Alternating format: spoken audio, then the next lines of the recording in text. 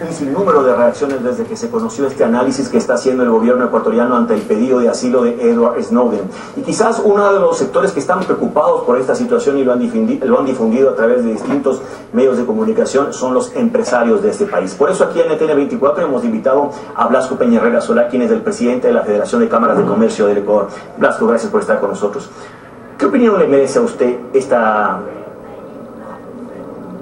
situación que ahorita envuelve nuevamente al Ecuador? Recordemos que hace meses atrás, allá un año, el Ecuador se vio en una situación parecida con Julian Assange, y ahora tenemos un nuevo caso que preocupa a ciertos empresarios, sobre todo porque el próximo julio debería darse la renovación de las preferencias arancelarias ecuatorianas.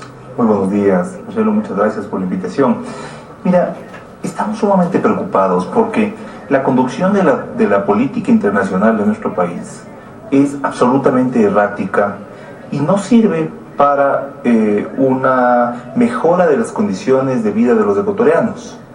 Las relaciones internacionales, hoy y siempre, deben desarrollarse para conseguir integración, para conseguir el fomento con los mercados con los cuales el fomento al comercio con los mercados con los cuales uno tiene relaciones complementarias o buenas relaciones, para posicionar a un país en el marco de las naciones como un país libre, como un país desarrollado, como un país atractivo a la inversión extranjera.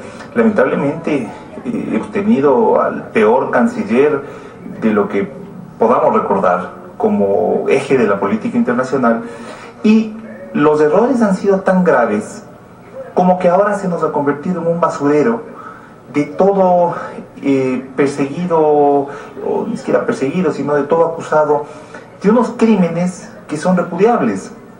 El señor Assange lleva un año viviendo en la Embajada del Ecuador, a costas del pueblo ecuatoriano, porque está llamado ante la justicia sueca por una supuesta violación. Es decir, la única denuncia en contra del señor Assange es esa, es posiblemente un violador.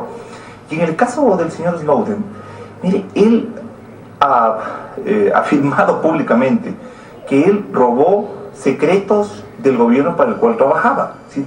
Un caso de espionaje. No es un caso humanitario en el cual una nación recibe o le otorga asilo político a una persona pues, que se ve en una situación difícil. Esto, sin duda alguna, estas acciones, y mucho más de esta segunda que es la primera, sin duda nos alejan de una relación con los Estados Unidos que es necesaria para el Ecuador. Es el primer socio comercial del Ecuador. Pero de largo.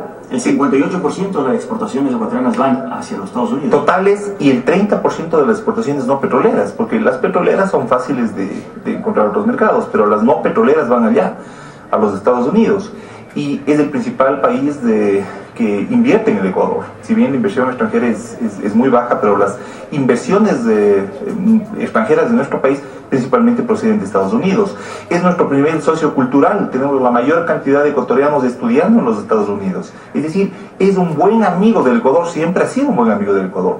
Parece que las antipatías o los resentimientos del señor canciller, espero no del presidente de la República, pero pienso que también de él, estas antipatías, estas picas que tienen ellos con los Estados Unidos, son los que le conducen a actuar así, de esta forma tan irresponsable, sin pensar en las consecuencias para el ecuatoriano, para el país. Permítame otra pregunta, Blasco. El discurso de la soberanía, que es bastante utilizado por el gobierno ecuatoriano, por el canciller y por el presidente, ¿vale en un momento como este, cuando podría correr el riesgo este intercambio comercial que ha sido, digamos que fluido entre Ecuador y Estados Unidos décadas atrás?